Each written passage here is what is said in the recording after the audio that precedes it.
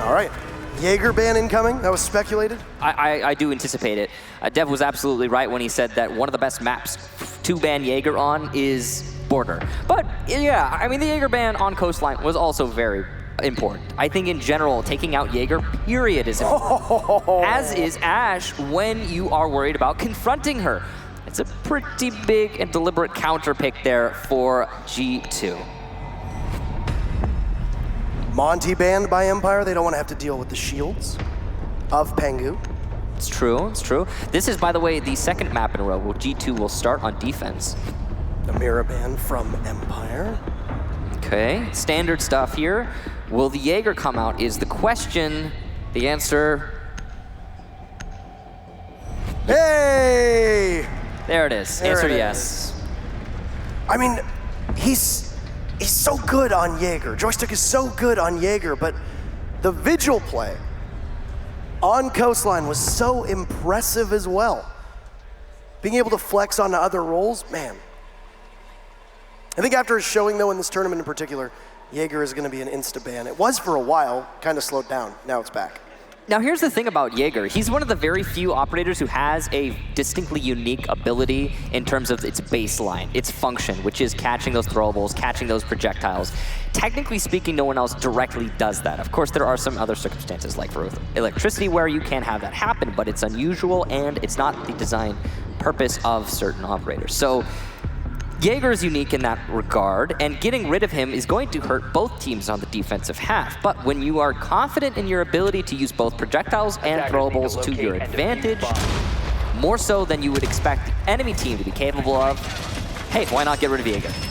And more importantly, as stated before, yeah, Joystick's very good on Jaeger. So G2, good bans. I think overall they're trying to isolate one player in particular, that's Joystick, and an Ashe Jaeger ban going to probably hurt him in his play here. But he has been playing a lot of Jackal, so we'll probably see that quite a lot.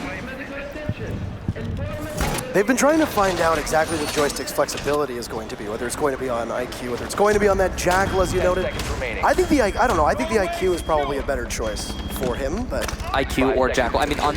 Both work. Okay, so this is one of G2's least played maps, as we just saw there in the pop-up. And yeah, I think on IQ, period, you're absolutely right. She's going to be better than Jackal on Border. Especially when you can do this, especially when you look on G2's side of things, and what do you have? Mute jammers, bandit batteries, a pulse, and 2 yokai drones to boot.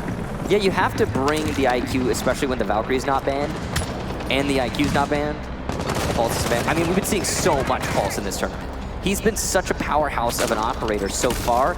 He clearly has become one of the mainstay information ops. Fabian, speaking of, on Pulse, takes out Scyther, and Jonas follows that up with a kill onto Karzeka. So it's going to be some really good frags from G2 to start things off. The aggression teller's working, but it'll finally be punished as Joystick takes out Jonas on the east stairs. Look at how little HP Joystick has. Now you got 2 minutes left. Joystick can go for a reset if he wants. Sitting somewhere around 15, 16 HP, but there you go. The UMP is a low DPS. There wasn't much left to Joystick. He peeks the double windows, looking in the lobby. He falls. Down goes Diffuser. Shockwave is in, watching the windows. Heading on over from Tellers over towards bathrooms. There's one member at G2 who's going to be just on the other side of that castle barricade. Tag in a yokai to try and give you the information that you need. And, well, Shockwave could be in for a rough ride downstairs if his position is given away.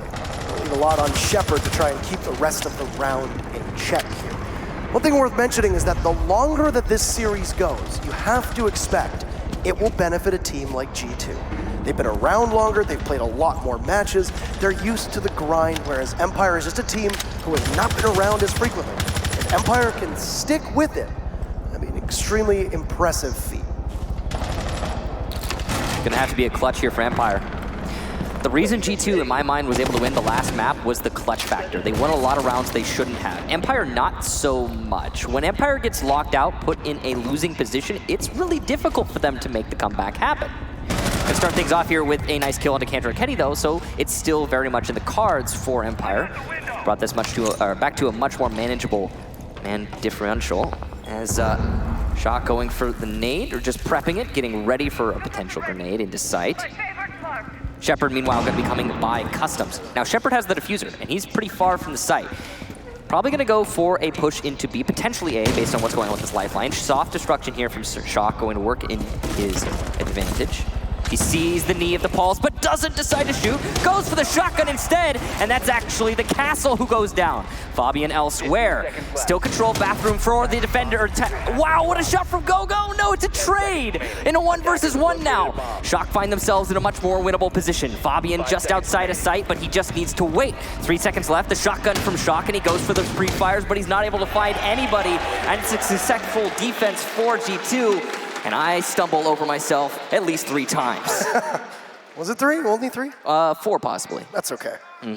I saw you at that time. You're like, dear God. Oh no. I did it again. So, Armory defense next for G2 because they went to ventilation for the very first round. That was a little bit of a trip up, and it did catch Empire off guard. So we'll go to Armory. A good choice there of sites, and then they will leave Customs as well as Bathroom, as we mentioned before. Okay. As the 2, but... Okay. Okay, what? You didn't see it? That's good. That's good you did, Parker. I didn't see it. I was looking at the other screen. Don't you worry your little head about it. It's okay. Tell me what it was. No. Tell me later.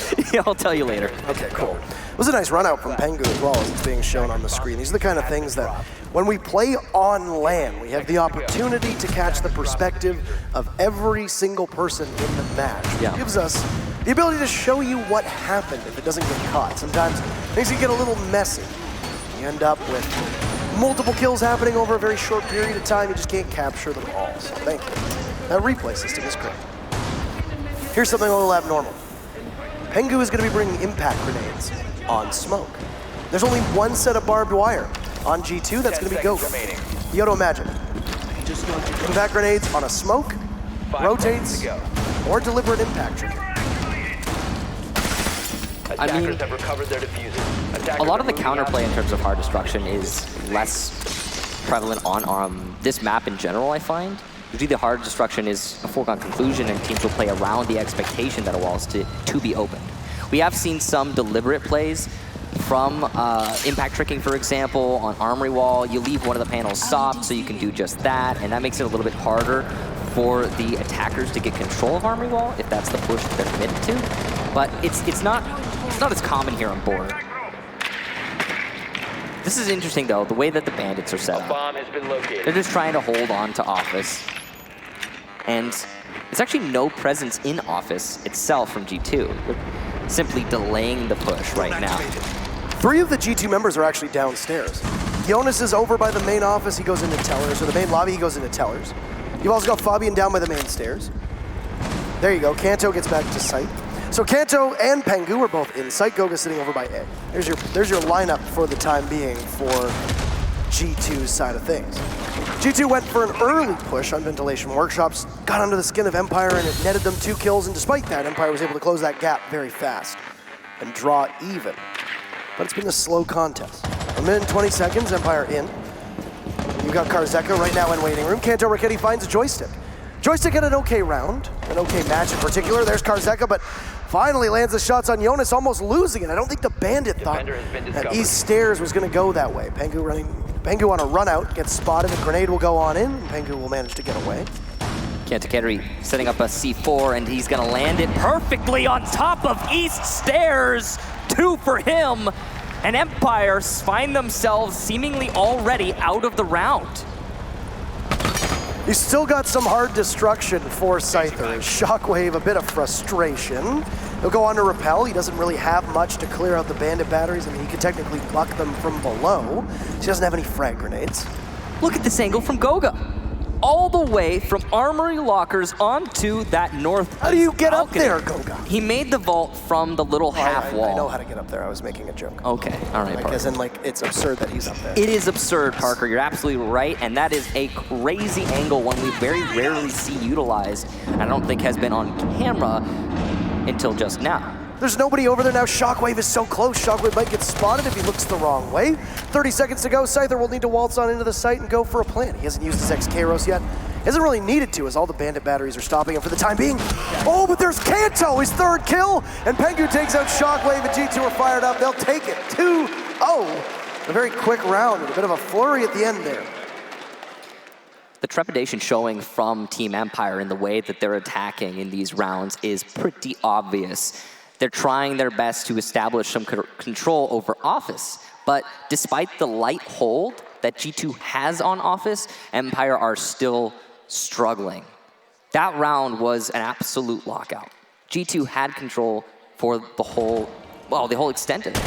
And it all is in this room right here, where Kanto Raketti had an excellent one. And I believe actually a 4K total for Kanto Raketti, as he got that early pick that we missed earlier in the round.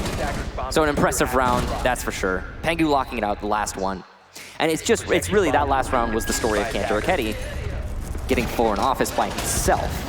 It'll be Tellers as the next site. Since Ventilation and Armory have been held, they have to go to one of the 2 off-sites, Customs or Tellers.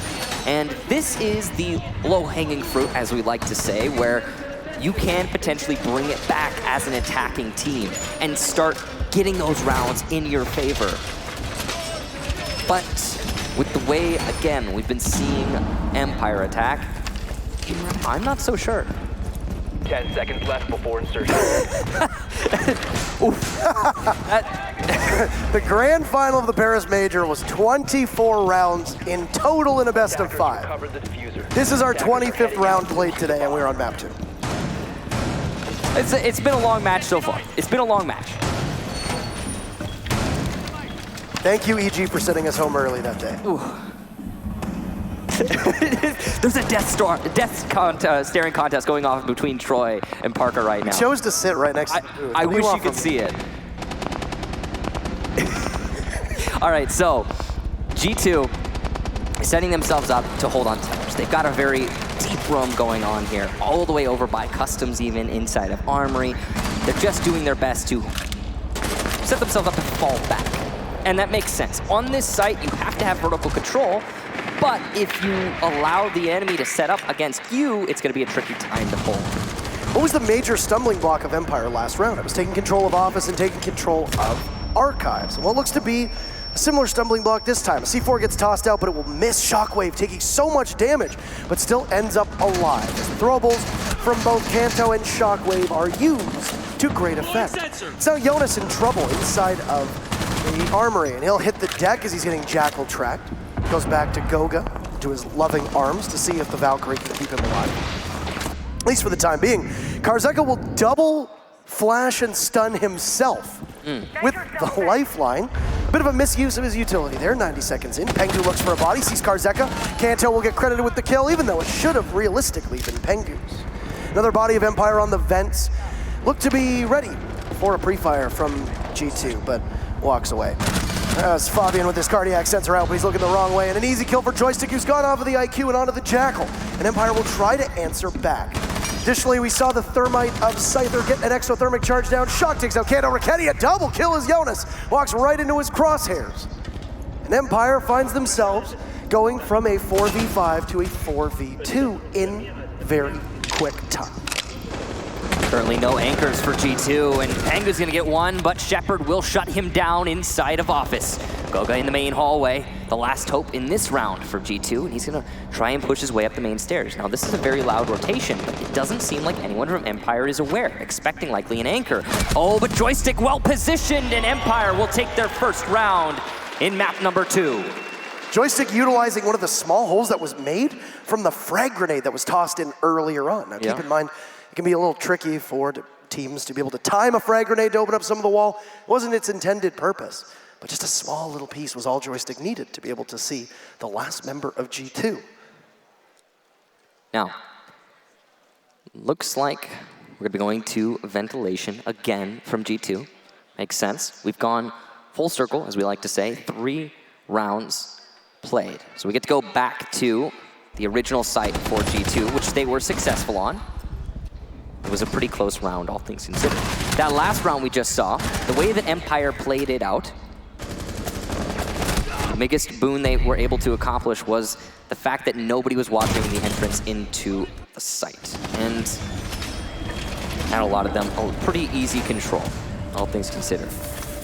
As well as really light control over Workshop. And G2 were relying on that control being there, so it would have been nice to see somebody supporting the Pulse. Not the case though. We're gonna go back to the actual site ventilation workshop this time around. And it's the same operators being brought by both teams, or so it seems. I mean, this lineup has worked. The one thing that we can say from Empire is that they often do the same thing over and over and over again, and it works effectively.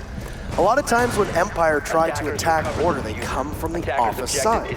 G2 knows this, and so far that's been pretty close to the case for Empire. So if G2 stacks up all their utility on the same side, they know Empire is going to come from that angle. If Empire adapts, either mid-round or midway through this this attack that they have, which is the perfect opportunity. We are in the round 4 of the 6 rounds in which Empire will be on the attack. There's a possibility that they could manage to confound G2 and waste some of that utility, or squander some of the utility that G2 has established over on the office side. But it doesn't look like that's going to be the case, as Empire getting their ducks in a row over by that office wall. They've got control of East Stairs, but we've seen this hurt them in the past. C4 from Cantor Raketti, still a potential play, but it hasn't happened just yet.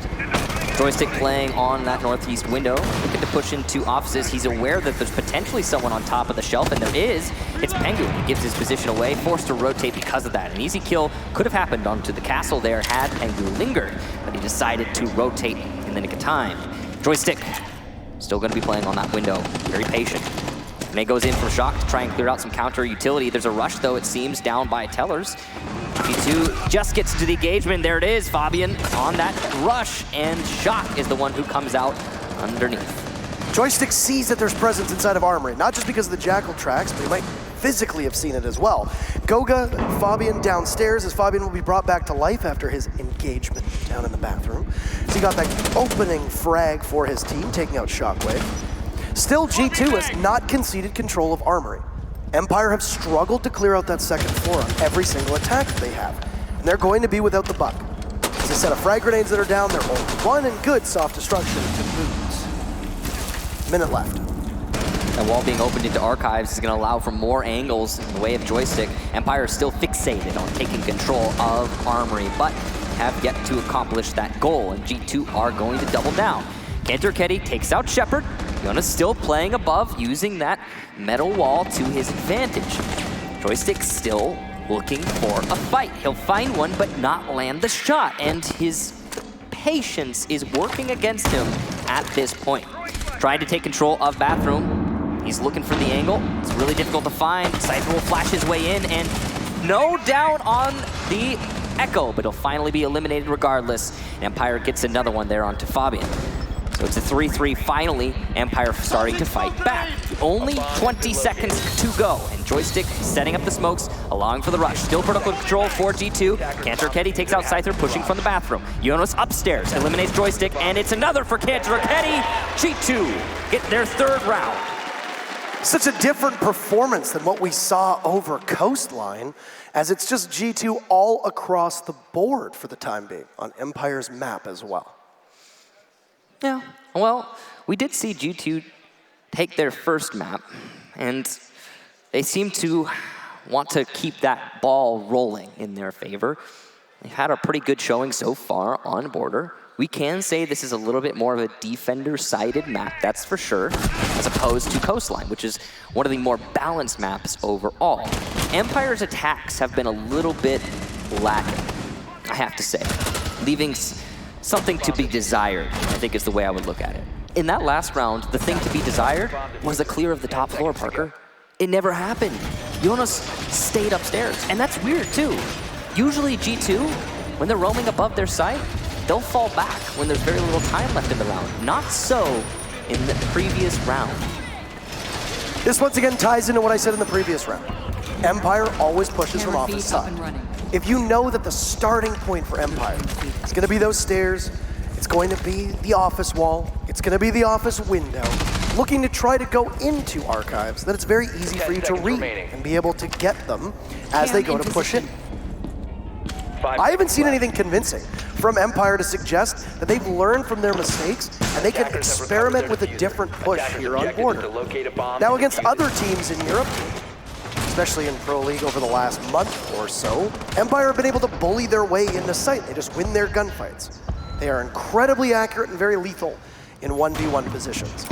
But if G2 continuously set up for crossfires where they have, coordinate, try to trade off, and use either a Pulse or a Valkyrie to give early intel that they can capitalize on, then Empire falters because they find themselves down numbers and lacking that utility that they absolutely need to be able to get control of the only place that we ever see Empire attack, which is office on second floor. In general, the utility play for Empire has been kind of lacking and very impressive from G2 thus far.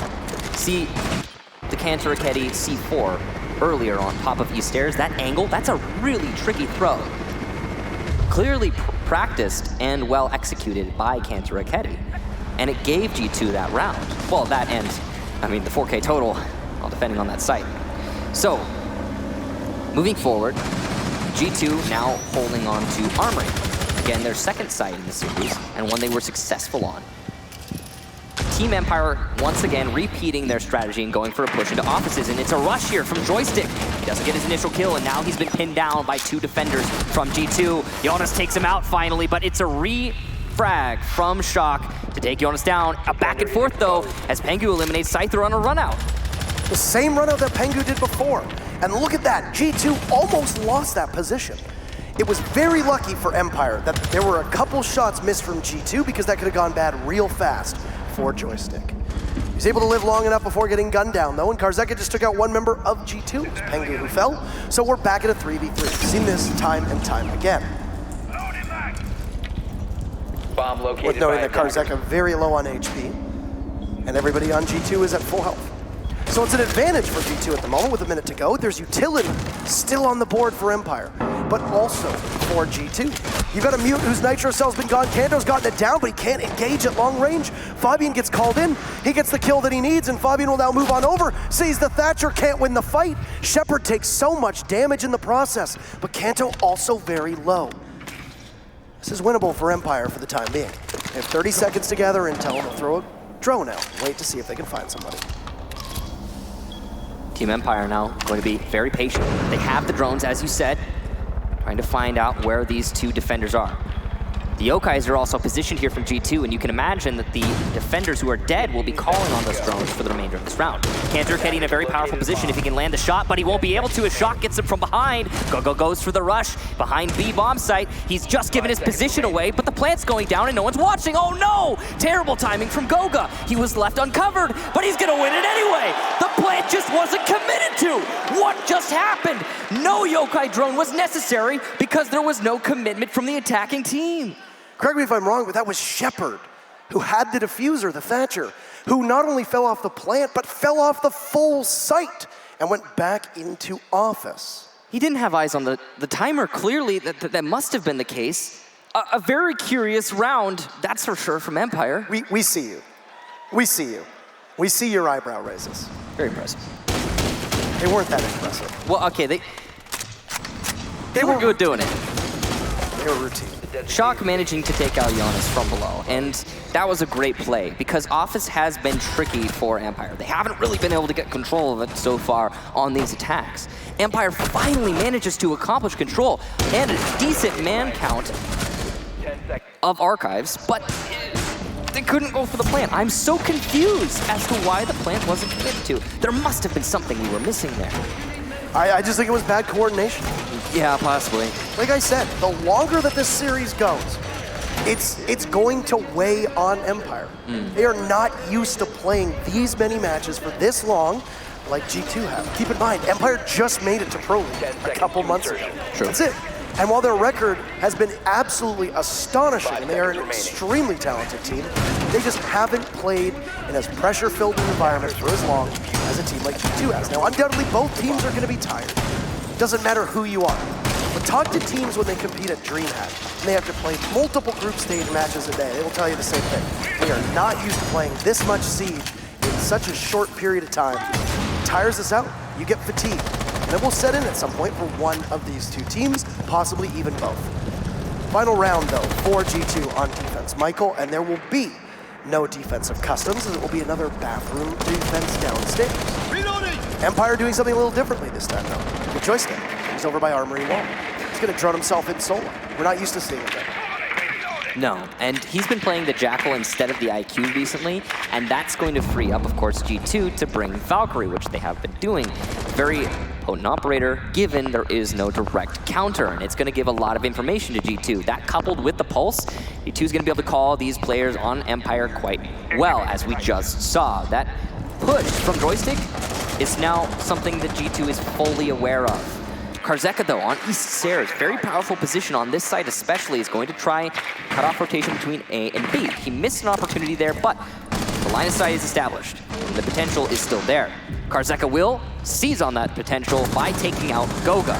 Excellent shot to eliminate the Valkyrie. Kanto Raketti refrags, though, onto Joystick, so these information operators are being whittled away one by one. Fabian, as well as the Buck of Shockwave, in a battle to the death, but oh, goodbye, Fabian. If only you had your cardiac sensor out. We could see from above that both of them were tussling with one another for quite a long period of time. Now it's up to Kanto Raketti to hold this in. Pengu gets very brazen, runs outside, finds his hands at the fate of a Claymore. As Kanto Raketti picks up kill number 2. He'll work his way back into the bathroom, so he has control, and there's a rotate hole as well, as Jonas will rotate out. It's a freebie for Jonas on the Shepherd. He doesn't know there's a body on East Stairs, and Scyther is there to capitalize, and Empire will be in a 2v1. With Kanto Raketti left, he's gonna have to find a 4K on the round. But what he has working for him is that Karzeka is so low. Trying to pick off what little is left of him will be a fairly easy task. Kanto Raketti will need to go for the counter defuse if Karzeka gets it down successfully. Trying to push in. Oh, it's a freebie for Kanto. He just doesn't need to peek the hatch, as Scyther will need to drop at some point. His position will be given away. A tense moment as Scyther hits one of the bandit batteries and takes a tiny bit of damage. Diffuser is down as Kanto just sits and waits. And they will both just crouch walk their way around, trying to make as little noise as possible. What's going on with Scyther? Well, he's still there. He's gonna go outside. He's gonna go up towards the windows. He might be able to see Kanto. This is a good position, but the debris is getting in his way. You've got 10 seconds to go. Scyther jumps in and Kanto finishes him. G2 takes that round, and Fabian very happy about that one. A tense moment between both of these teams, but just simply a victim of time and circumstance. And Empire trails by a large margin now. It's 5-1 G2 as we will switch sides. What a clutch there from Kanto Raketti. Up against the wall and still able to land his shots. Truly impressive. Now, Armory Lockers for Empire, their first defense. They find themselves in a bad spot. 5-1 for that half in favor of G2. What a way to end it. Yes, this is a defender-sided map, but they were winning on the offsites as well. That clutch from Kanto. Again, the clutch factor was the primary reason that G2 was able to take map number 1. They got some early clutches in the match. Some rounds they shouldn't have been able to win. Defenders, protect your And we haven't really been seeing that very much from Team Empire so far. Oh my. Fans of these teams, how are your hearts doing? Kanto Raketti has really come alive on this map. Let's give him a little bit of praise here, as he had a bit of a sluggish start on Coastline. He picked it up towards the end, but all of the members of both Empire as well as G2 were instrumental in the success that both of them found through those absurd 22 rounds that we witnessed in map number 1. On map 2 so far, though, Kanto has really pulled more than his own fair share. Obviously, things change when you swap out on sides. Ash being banned will put Kanto on another familiar operator that will be the IQ that he's played many times.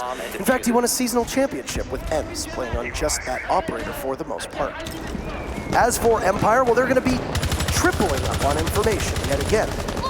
As you see Scyther, Shepherd, and Shockwave, 3 S members of that team, playing a Valkyrie, an Echo, and a Maestro. One thing that Empire does so well is be able to relay information to one another. The more information they have at their disposal, the better, as that information ends up being powerful. No pulse being brought here from Empire, which is something that we saw a lot of from G2. But they have all the information ops they need, really, as you said, tripling up on it. The fact that neither Maestro nor Echo has been banned, very unusual, of course. Because of that, able to utilize both of them. set up in Armory, so there's not going to be any kind of mix-up in terms of site selection here for Empire. But they aren't holding on to offices, nor is there any barbed wire in the hallway leading into office itself. There's no Leisha being played, so the information here for Empire is very lacking on office. They have to have a Valkyrie cam or a Yokai drone or something to call this, and yes, indeed, it will be a Yokai, but lost the Yokai in exchange for information. Good information, preventing the rush potential from G2 and forcing Jonas to rotate, but still a loss of a Yokai drone. G2 hits an excellent nade onto Shock. This is that Jaeger band really coming into play. One of the primary anchors there dealt with. That one Yokai that was taken out as well. We saw that somebody from Empire might have tried to pressure Jonas inside of this hallway. Jonas knew that and was ready and waiting. There's fountain control, and there you go. The exothermic charge is going to go. This is going to be a perfect flush out for G2 here, and oh my, you are in so much trouble, Echo. Where are you going to go? 2 sites trained on you, a deployable shield to work around, but no! Scyther wins it, and Karzeka gets called into his defense. Empire somehow managed to turn things around on what looked like such a winnable position, and G2 will fall apart as Kanto's in. He's gonna grab 2 very fast kills, won't grab the 3rd, and put Pengu in a 1v2 as Empire tries to stave off match point. Don't ever count Pengu out. He's got 1 kill so far in this round. He's got 2 good sights working against him. Joystick and Shepard as Pengu walks in, pop up. He knows he's there, but Pengu misses the shot, and Joystick certainly doesn't. A shake of the head from Joystick as he acknowledges how close that came, and a must-win situation from Empire on Armory upstairs to possibly start the comeback here on their defense. We talk about this, the defender's definitely in a good spot, as always mentioned on these maps.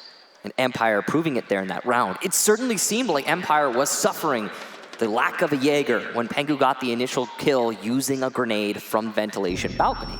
Following that though, a huge failure from G2 to get control of Fountain despite the excessive use of the attacker's utility to make it a softer target. We saw the lifelines, the exothermic charge, so much stacked up on Fountain, and yet a simple deployable shield was all that was necessary from Empire to hold on to Fountain. Damn, that shot was nasty. Yeah, it was. I mean, I've seen a lot of those. Not that there was anything wrong about the way that Empire played that. They actually played that perfectly. Yeah. But how did G2 not take one of them out? You have a deployable shield there. You got the Echo sitting on the other side of the wall. You just blew the wall open. How are you not doing it? I'm just surprised that nobody guessed he would be behind the shield in that round. I mean, that's the current shield. Have you seen the new one? Actually, I did see them. I suppose the new one actually would have worked against him there. No. In that situation, I bet it probably would have, because he was using it as visual cover as well as hard cover. Right. No. Well, that's for the future. Here in the present, ventilation defense for Empire, and they're going to be extending themselves upstairs. Cover the diffuser. Attackers are moving to defuse the bomb. All right. I mean, these are the 2 sites that everybody's going to go to. You're going to go to Armory, you're going to go to Vents. That's 1 and 2, straight up. Yeah, and well, Empire need to have success on their 2 main sites, especially considering G2 were able to find it on all 3 of theirs. Empire's got 2 bodies upstairs for the time being. Karzeka's in small office with Joystick, playing the same spot that Joystick almost always plays, which is that half wall over top of B bomb site. We've seen him be so lethal there with the Jaeger, but with the Jaeger being banned, you gotta go with another operator to hold that one down. The difference is that you can't push him out when there's an ADS there. You gotta possibly try to do something there. There's Joystick, he goes for the run out, but he gets cut down.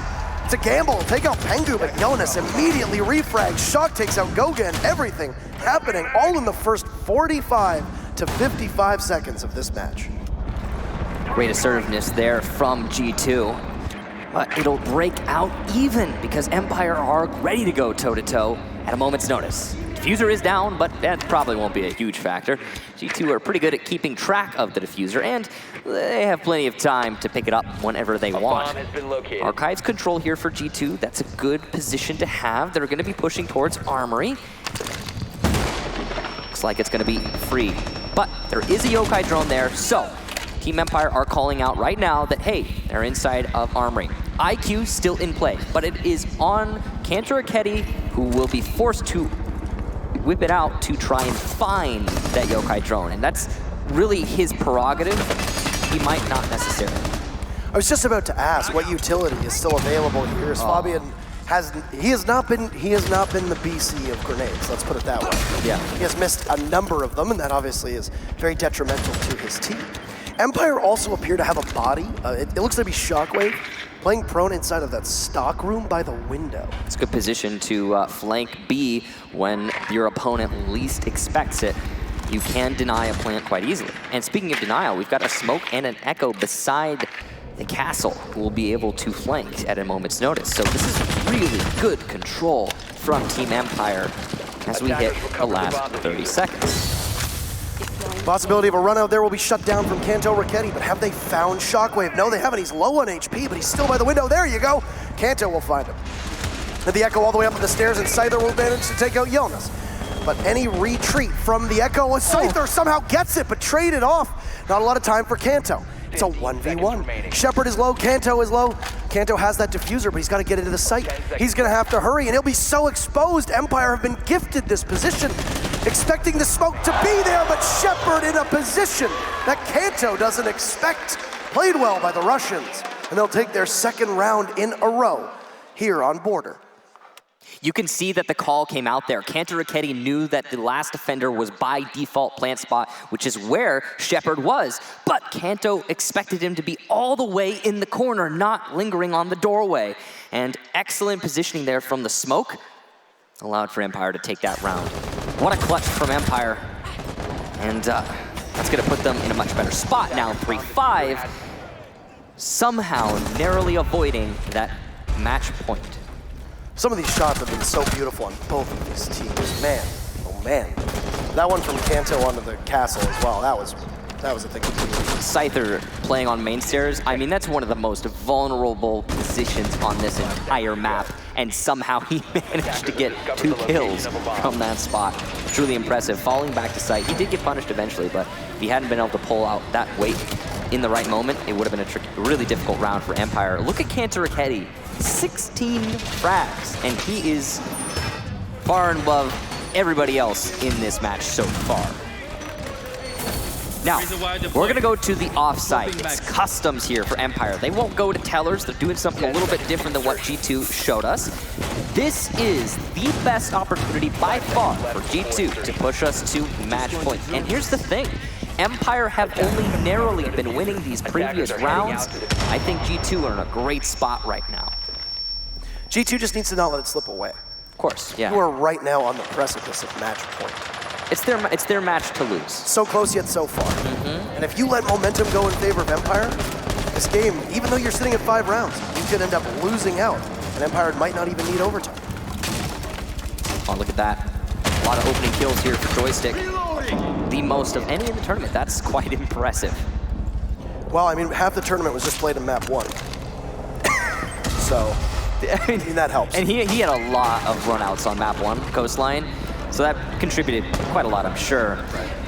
Here, though, in this round, G2 looking to take control from Office, or at least Kanto Raketti by himself. You need to take out CCTV as an attacking team on this site so that you can go for a plant, because vertical control is so important for the defense, which they will use to deny a vault into the A window, as well as a general plant in B from the drop downs.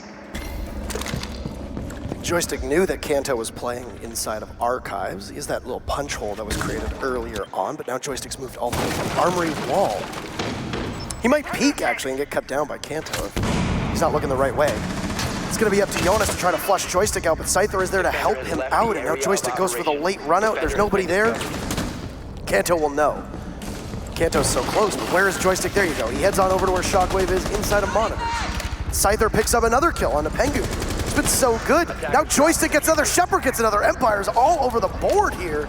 Fabian is upstairs watching the skylight. Man, he is a minute and 15 seconds to grab the diffuser and try to kill every single member of Team Empire, which has been very difficult for G2 to do, even when they're in a 5v5. So good luck, Fabian. I mean, I said it myself, and I'll say it again, G2 have been clutching a lot of rounds, but I don't see this one happening. Would be one of the most impressive clutches in Pro League or competitive Siege history. He's gonna go for patience, or so it seems. Probably trying to evaluate his situation. He has his hands off the keyboard and mouse right now. The man's just thinking. Give him a moment, ladies and gentlemen. Let him evaluate the options. He'll be droned out by the yokai and forced back. Not able to shut the yokai down until just now. It'll finally get it. Seems he's just trying to bait out some kills. I mean, he knows this is unlikely. Yeah. Fabian, he's just waiting. And there it goes. He doesn't manage. He still doesn't get it. Oh, he's just waiting. But they just need to bide so much time. Empire can just sit and wait on customs. I mean, you gotta appreciate the patience from Empire. They know where Fabian is, and they're not going for it. Even in a 1 versus 5, Empire is so fixated on winning that they will not risk pushing the last player alive in any situation. That's an impressive dedication to the objective, knowing they had the diffuser there. Really gotta hand it to them. Yeah. Empire didn't take a single tactical timeout last game. Not once. G2 took one, they're gonna take their second right now. So teams will be able to talk to each other. I'd have to imagine that during that minute or so that Fabian was just sitting in there, he was probably also talking to his team about it. So let's just continue that discussion onwards. So that was actually a really smart play from Fabian. He didn't do anything in the round, but extra time to add to the timeout time just to think about what you need to do in the next round. Now, of course, your coach can't talk to you in the middle of a round, but the team, I'm sure, were discussing their next round while Fabian waited there. Overall, that round from Empire, really well put together, managing to just get frags all over the place, and at no point did they get punished for it. Some aggression from Scyther early on, and then the follow-up hold from Joystick, allowing for Scyther to fall back and get more kills later in the round. The CCTV hold overall was pretty strong from Empire, and G2 at no point looked like they were able to deal with that. Fabian was going for a repel, a very exposed one, over by Break Room, but he couldn't make anything work with it. So this tactical timeout, again from G2, will conclude, and we will go to Armory Archives for Empire. This is a great spot for them to be in. They've won 3 rounds in a row now, and they're looking to get a 4th on their best site. G2 have really lacked information and the know-how to be able to confront these members of Empire. It's been a tough entry for them every single time. And when you've got Joystick not really taking as many chances as he did on Coastline, but he's still going for those entry kills or onto you when you entry, that's a tough spot to be in. You can see that Kanter Fetty actually hasn't gotten a lot of frags in the more recent rounds, but 16 total. That's the highest by far. Very impressively done. Now, again, Armory, great spot for Empire.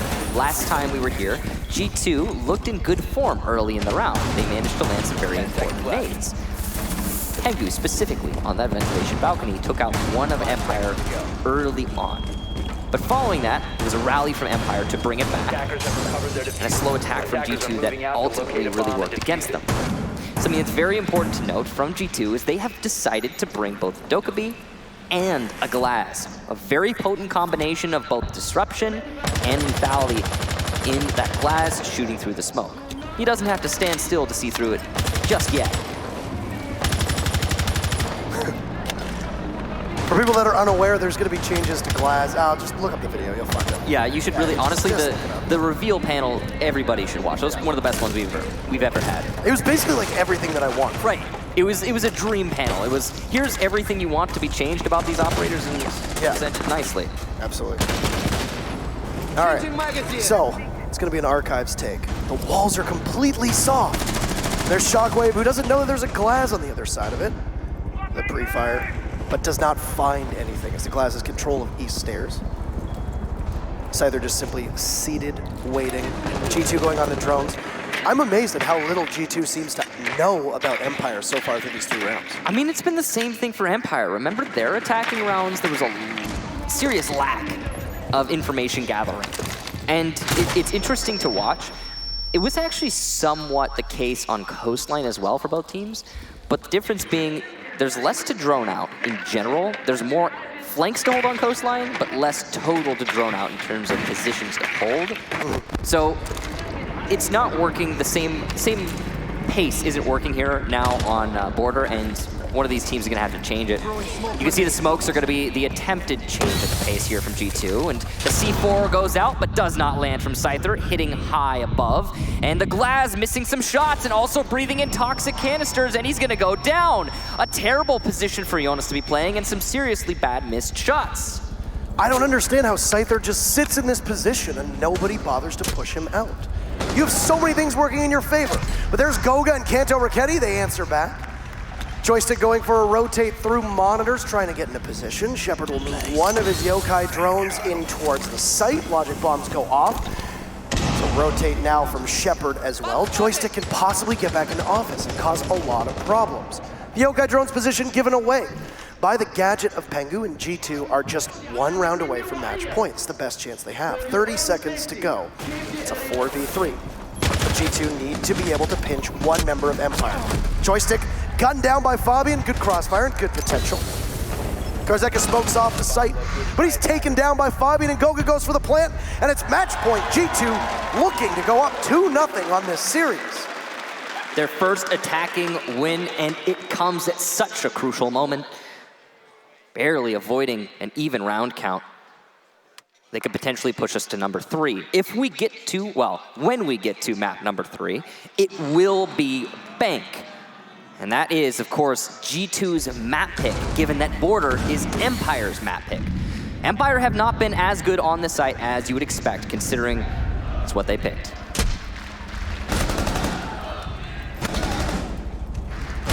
I think the crowd was like noticeably fatigued after that first map. Yeah, I mean, we are, everybody. I'm sure the players are. The players are absolutely, everybody is. That was a marathon.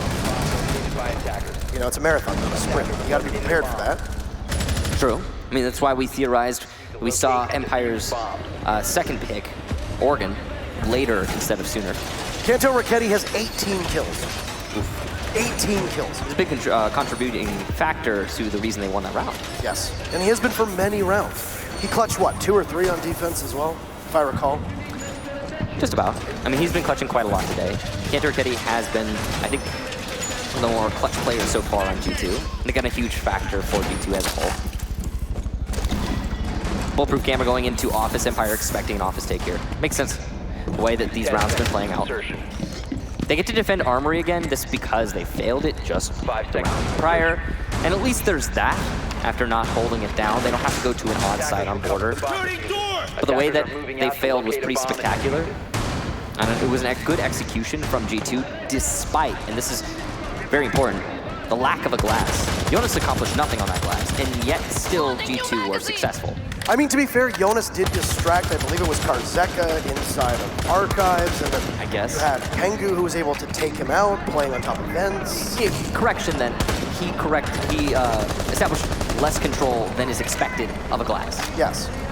He needed to land those shots and get that kill. He did not do that at all. Yes. So, maybe, hope for something better this time around if you're a G2 fan. G2 is going to seemingly be attacking from office yet again. Empire are holding it quite a lot harder this time. They've got a Bandit playing by the desks, and he looks to want to Bandit trick the wall. It's a very powerful position to be in. CCTV control, so that might actually be an Armory wall take for G2. Maybe mixing things up. They've got plenty of time for this rotation. There's no reason to avoid something new. Pengu might be able to cut off rotation as well from ventilation windows, so this is a really well-established attack strategy from G2, and it's a free wall because Bandit is tricking elsewhere.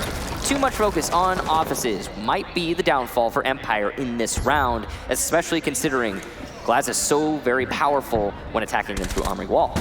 I don't know what Karzeka was doing with his shotgun, but he's completely out of shotgun ammo. You heard the out of mag, so he can't play as aggressively, and he will be at the mercy of a very small magazine on that SMG-11. He's playing inside of small offices, which is where we currently see Jonas, but there's 2 for G2 in excellent position. Both Joystick and Karzeka fall, and it's A that is completely open. Shepard is seated, but Scyther will have to come on in. There goes Shock, and G2 are so close. They just have 2 more to find here on Empire, and a tall task for the Russian squad. And there you have it. Fabian takes 2. They call him the best player in the world. Well, in that position, he's not losing. And G2 will move to championship point, up 2-0. So, G2 winning on their map pick of Coastline, as well as their enemy's map pick of Border. And on Border, much more decisive than Coastline was, of course. Now, going to map number 3, Bank, that is G2's map of choice. So, with that said, once again, back to our analysts. 19 kills for Kanto Raketti. Both he and Karzeka coming just a couple away from breaking